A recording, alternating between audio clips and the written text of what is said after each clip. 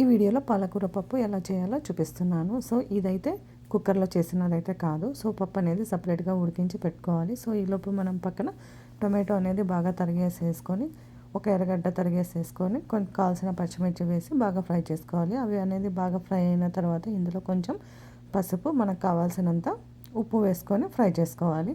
నేనైతే చింతపండు అయితే యూస్ చేయను.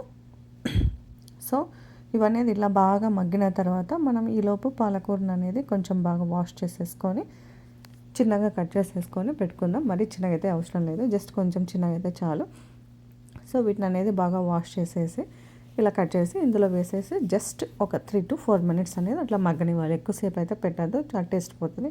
సో పక్క ఇంకొక పెనంలో మనం అనేది ఈ ఎర్రగడ్డలు, కొంచెం తెల్లవాయిలు, కొంచెం కరివేపాకు, కొంచెం పోపు దినుసులు, ఇవన్నీ మనకు తెలిసినవే కదా. సో ఇవన్నీ ఇలా ఫ్రై చేసుకొని కొంచెం బ్రౌనిష్ కలర్ వస్తేనే ఆ పోపు టేస్ట్ అనేది అలా ఉంటుంది.